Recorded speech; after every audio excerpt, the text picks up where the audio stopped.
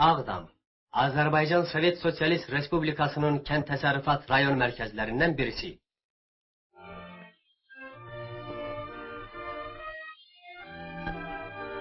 Qaradağlı kəndi, rayonun pambıq qalxozlarından biri. Ölkənin çağrışına cavab olaraq qalxozçular öz öhdələrinə yeni tərtiblər götürmüşlər. Budur, adlı sanlı pambıq ustası, Azərbaycan SSR Ali Soveti deputatı, kolxozun manqa başçısı Süreyya Kərimova. O öz kolxozunda qabaqçılılar hərəkatına başçılıq edir. Faallar toplaşmışlar. Bütün Azərbaycanda olduğu kimi bu yığıncaq da öz qərarını çıxarır. Kolxozun ən qoca üzvü və ən kiçik nümayəndəsi onlar üçün dadlı yeməklər hazırlayır. Bakı, Azərbaycan Komünist Bolşeviklər Partiyası Mərkəzi Komitəsinin katibi Mircəfər Bağırov yoldaşı. Müharibədən sonraki sosialist kənd təsərrüfatının və məhsuldarlığın inkişafı uğrundakı mübarizədə bizim kolxoz hər hektardan 40 sentner pambıq, Süreyya Kərimovanın manqası isə 100 sentner toplamağa söz verir. Biz sizin və dahi Stalin yoldaşın qarşısında verdiyimiz vədi artıqlaması ilə yerinə yetirmək üçün var qüvvəmizlə çalışacağıq əziz Bağırov yoldaş.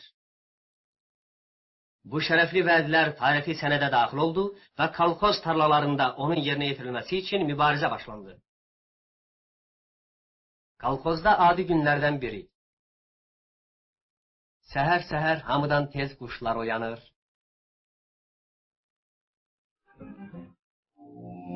Sonra isə sürülər otlağa gedir. Camışlar sağılır.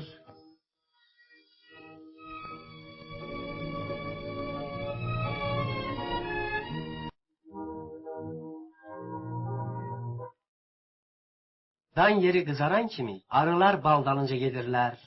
Süreyyanın atası Məmmədov Abbasqulu isə bütün gününü pətəklərin yanında keçirir.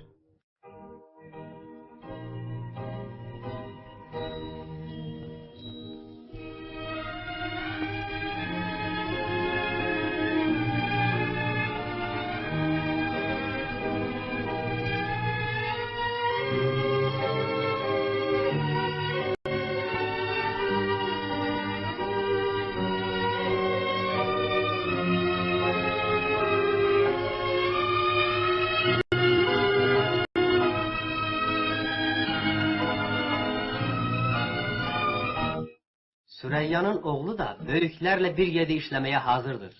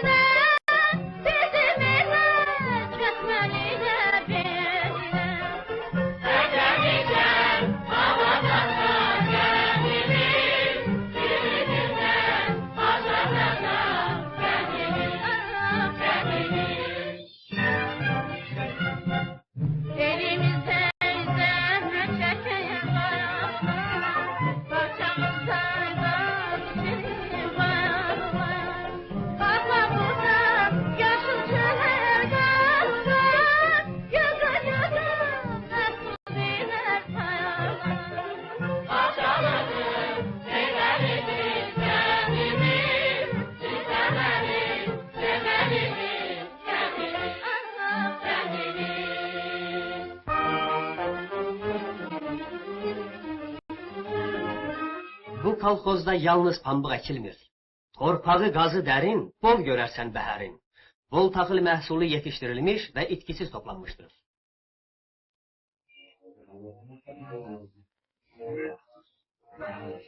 Kolxozun sədri Turab Məmmədov sonuncu dərziləri döydürməkdən zevq alır.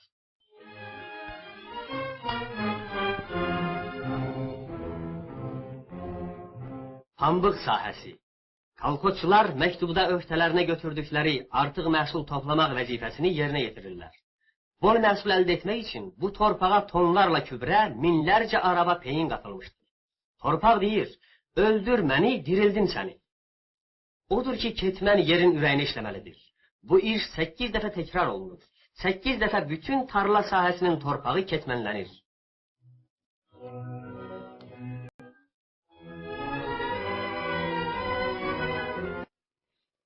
Hər hektardan 100 sentner Süreyya Kərimovanın manqasının məqsədidir. Bu təxminən 5 illik planı bir ildə bir yarım dəfə ödəmək deməkdir. Süreyya öz kiçik Raqıfına baxdığı kimi hər kolun qayğısını çəkir. Onun atası isə öz köhnə pambıqçılıq təcrübələri ilə qızına kömək etmək üçün Süreyyanın sahəsinə tez-tez baş çəkir. Lakin Süreyyanın özünün də təcrübəsi çoxdur.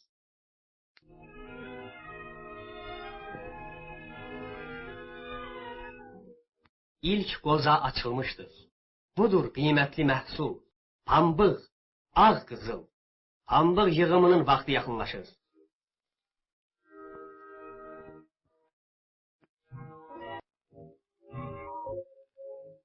Günəş son şüalarını ətrafa salıb dağları aşır.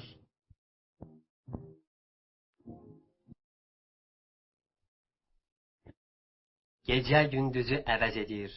Lakin gözə yuxu getmir. Bu yığın ərəfəsindəki son sıvarmadır.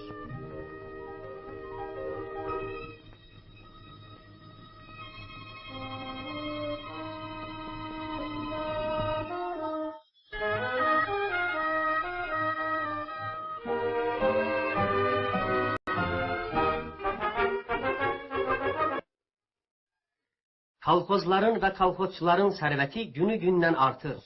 Artıq onlar öz kəndlərini yeni plan üzrə qururlar. Yeni Qaradağlının planlaşdırılmış geniş küçələrində belə binalar yüksələcəkdir. Yeni Qaradağlı belə olacaqdır.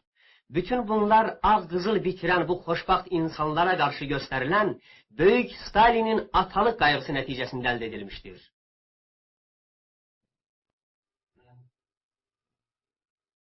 Bunların hər biri orta hesabla əmək günlərinə 10.000 manatlarla pul, 3.000 kilogram dən, 7 kilogram çay, 25 kilogram qənd, 100 metrolarla parça və çoxlu digər mallar alırlar.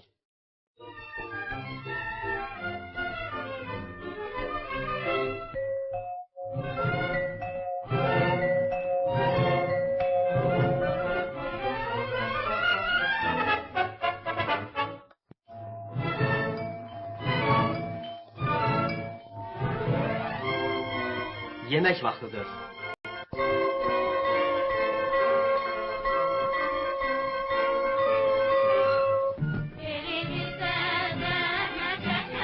Lakin onları işdən ayırmaq olarmı? Axı İlqar günü yaxınlaşır. O gün onlar daha böyük sevinç və şərəflə ölkənin inkişafına, səadətinə, bol və zəngin həyata doğru gedən əmək yolunun qalib yolçuları kimi Stalin yoldaşa üz tutaraq öhdələrinə götürdükləri vədələri şərəflə yerinə yetirdiklərini ərz edəcək. Bu tarlada gələcəyin sosialist əməyi qəhrəmanları işləyir. Bu kolxozçulardan çoxsu Sovet ordenləri ilə təltif ediləcəklər. Bu medal isə hamının sinəsini bəzəyir. Sizə eşq olsun. Sizə eşq olsun devlətin çağırışına bol məhsulla cavab verən kolxoz tarlalarının qəhrəman vətənpərvərləri. Eşq olsun.